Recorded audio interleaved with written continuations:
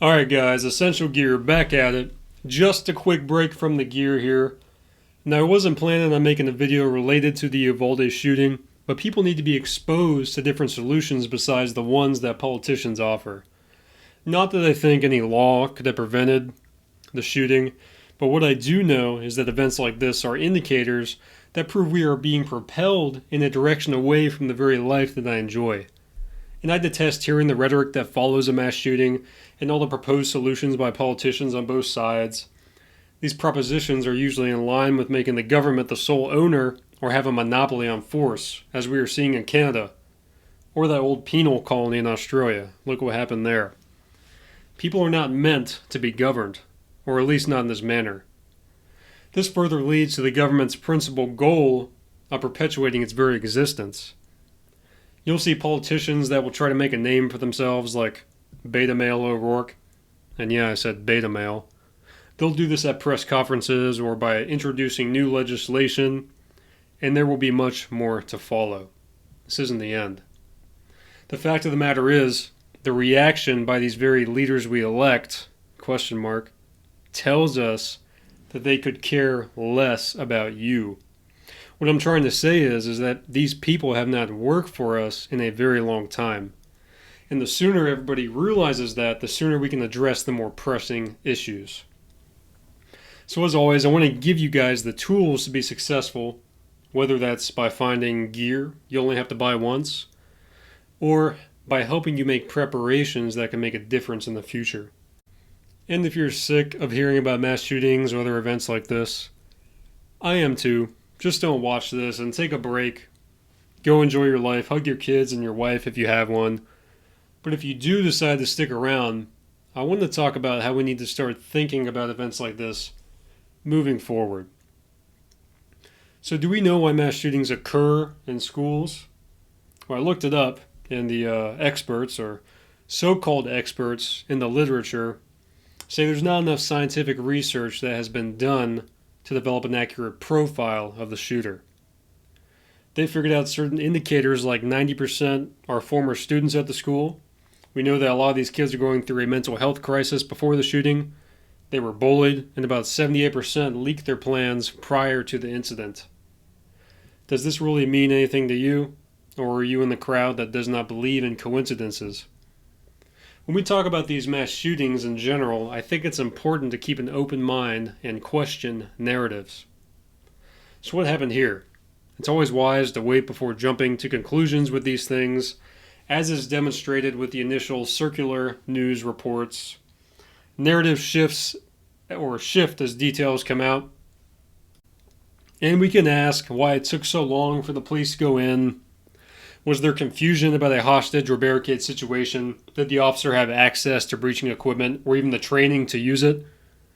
Were they holding parents back? Maybe paralysis by analysis was taking place. Bad leadership? Well, some of these details will come out in time, and I'm not here to report on that.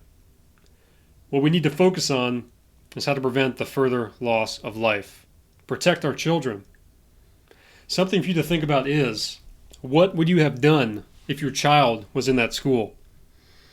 The tiny human that you have been pouring countless hours into as a parent, so that they can grow up and experience all that the universe has to offer. A child that you entrust to a school district that is most likely indoctrinating and ripping them further and further away from your morals with every passing year. What would you have done if nobody had gone in to help? So let's get proactive here. The most effective thing to do may also be the hardest for some people, which would be to get your kids out of government schools and move out of the city. Simply remove the risk. Develop homeschool programs with people you trust if you have the resources. It doesn't have to be just you, and you will most likely not be able to do it alone anyways. There are resources available online. Do your research. It can be done. And once again, if you're unable to move because of jobs, contracts, whatever, start allocating resources into doing so. Now, I realize most of you will not be willing or able to do that, and don't feel like a terrible person if this is the case. But please, do work in that direction. If you live in any kind of populated area like a city, you must know that certain risks for things go up. All right, I have my notes in front of me now, and I've written down about 4 things that I think your school should be working towards in order to keep your kids as safe as possible in the classroom. And these are just my opinions, so your mileage may vary, but step 1, does that school have a robust security plan in place? So just as you should be assessing curriculum, what is your kid learning in that classroom? I also want you to be thinking about how well an individual school is equipped to deal with adverse events. Now, during your research, the school will hopefully not release any specific details of that plan to a stranger for some pretty legit operational security concerns, but they need to have one. What they should tell you is that they hold regular training with law enforcement officials so that teachers, students, and medical providers know how to react. So step 1 done. If they're doing this, they're ahead of the game. But you're thinking, Essential Gear Guy, didn't you say that 90% of shooters go to the school where the shooting takes place? Won't they know how the school will react when the rounds start popping off? Yeah, they might. There is also the risk that too much active shooter training can elicit a fascination with the topic in a young mind. Now, most protocols for these situations are the same, but I think it's better to have a plan than get caught unprepared. So I would suggest schools hold mandatory drills periodically, but also hold more in-depth training for school officials only on a more regular interval. I'll talk about how to initiate bureaucratic change in a bit. So now start taking a look at local police departments. Now don't just call around to the precincts or stations and ask about SOPs over the phone. They probably won't give you the time of day or will consider you a threat, even worse.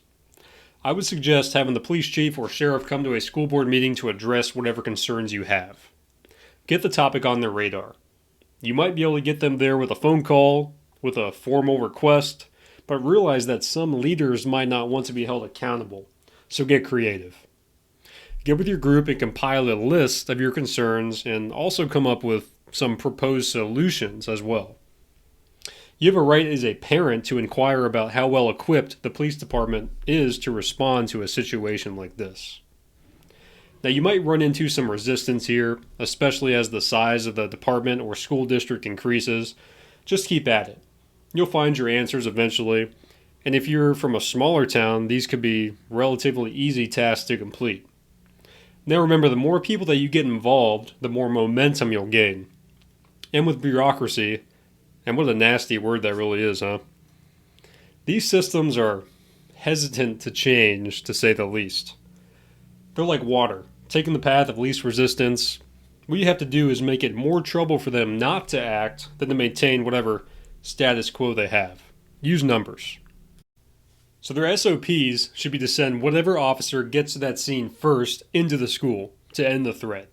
No waiting for SWAT teams, orders from above, nothing like that. Time is the most critical element here, and this will give your child the highest chance of survival. Do they have access codes to the doors? What if it's a barricade situation? I say this because a lot of schools have reinforced doors that will help protect your children, but they will absolutely also delay police from responding if they can't get in. Maybe you're a school administrator with the ability to coordinate this. Go through the correct channels and get it done. And this is also all a part of your area study, assessing the security of the place where your child will spend most of their waking hours during the week. You need to know the average police and EMS response times to that school, as well as your own, from wherever you're at during the day. An acceptable time is usually anywhere under 5 minutes, and really that can be a lifetime. So 3 minutes or less is really optimal. Now, more rural areas will have higher response times because officers are covering larger areas, but I would also consider these areas at a lower risk for mass casualty events. Not to say it can't happen there, but plan accordingly based on these times. So side note, do you know what kind of crime goes down in the area around your school? Have you built that profile yet? Is there gang activity, drug routes, major highways, all things to think about? And do you have a comms plan? How are you even supposed to know something's going down? It might be too late.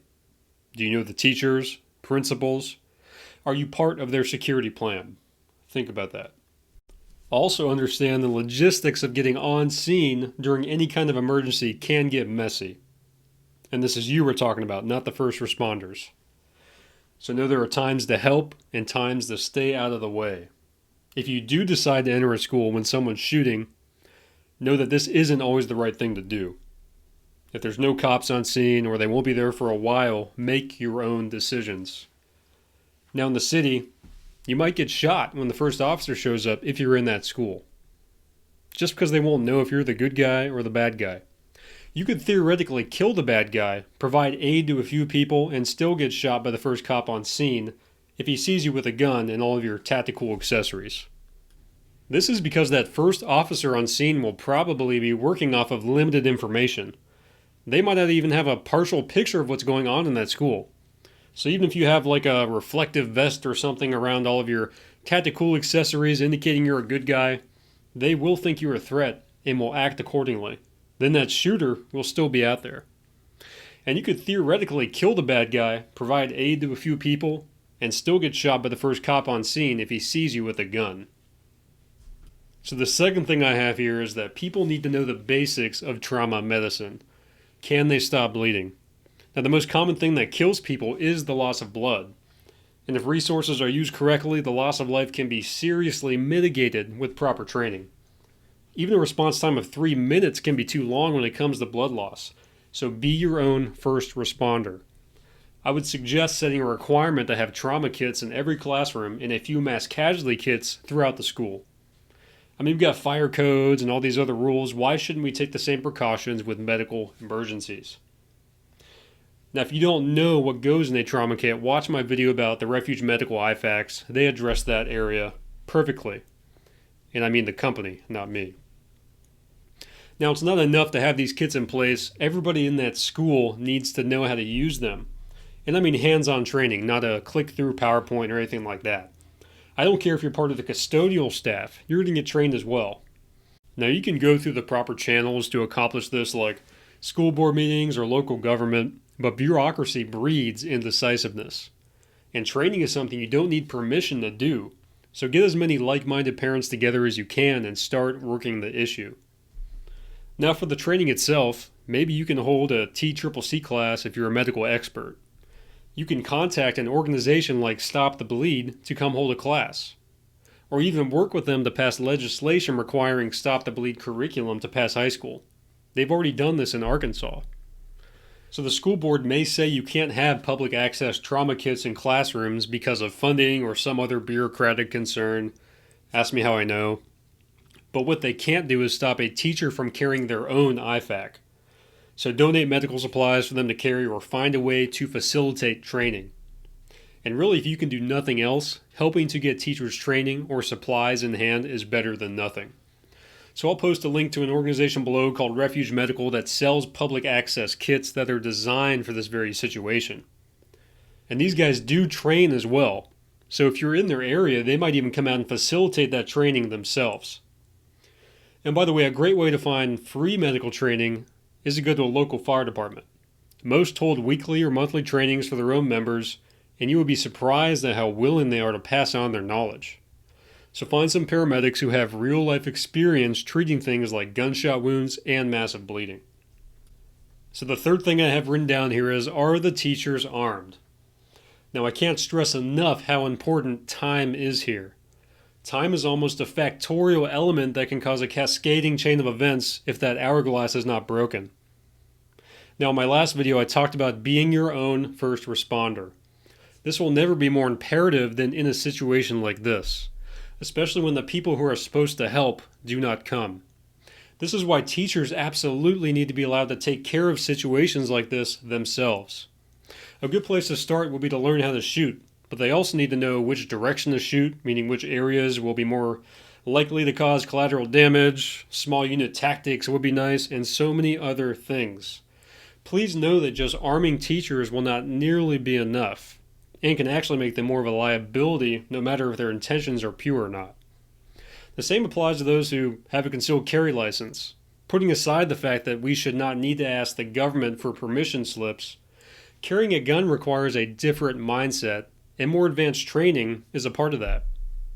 They also need to know how to work with other teachers and the cops so they don't get shot in the process. This means you absolutely need to have a robust comms plan as well to get through that situation. And there are other things to figure out, like where are you going to store the guns? Are they locked up, concealed? Now, this is something you will have to work out with your individual security team and develop a plan. But please start putting in the work now. This isn't a tactics video, just know that teachers with training can stop a shooter like this quickly. And yes, I know how kids act in the classroom today. Do we want guns to be introduced in this type of environment? You might also say, hey, gear guy, these teachers aren't cops and shouldn't be responsible for something like this. I would say that may have been true 20 years ago, but the world we live in now is a very different place. Things have changed, and I think these are just necessary precautions that have to be enacted in order to keep your kids safe. A group of teachers able to project overwhelming force on one active shooter or more can end the scenario before it starts. Should they be paid and maybe vetted a little bit more thoroughly? I think so, but the primary concern now is the safety of our children. Now, the legality of having guns in schools can get a bit tricky. Start getting your group together and do not stop contacting local and state leadership until they take appropriate action. I say state because the federal government should really be irrelevant when it comes to local school districts. Now, they're already doing sneaky things like trying to withhold federal funding for things like school lunches if you don't have a same-sex bathroom, and you bet they will do the same thing if you try to start arming teachers. Don't play their little games, and don't let them mess with your kids. Until the parents realize they will only do what you let them do, nothing will change. Now, maybe you understand the illegitimacy of the government. Do those signs saying you can't protect your kids really mean anything to you? If you want some proof that signs don't work, ask yourself how many people still come to your door trying to sell you stuff while staring right at that sign saying no solicitation. Why are all the shootings occurring in places where good guys can't legally protect themselves? And I'm not going to tell you to break the law here, but teachers and others will eventually take things into their own hands if this continues. Maybe if you have the resources, your mag will decide to legally do the job by posting security details outside of school grounds looking for suspicious activity.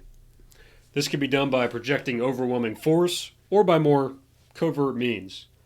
But as always, I'll never advocate for anybody to break the laws here. These are just things you will have to decide for yourself. And step 4, readjust the way you see things. This really should be step 1, I guess, because you should always be processing intel and adjusting your actions accordingly. This is yet another tripwire. But is this the last tripwire in your perimeter? Or will you accept more ground to be taken? Remember, these things will take time. Just like anything else you want to accomplish, goals will have to be set and time will have to be dedicated. Maybe start with just an hour or two a week where you just work towards placing IFACs in the hands of teachers. Well, alright guys, I hope this gave you some ideas or some things to think about and nothing else. If you have any questions or need resources, let me know in the comments below. That's all for now. Essential Gear out.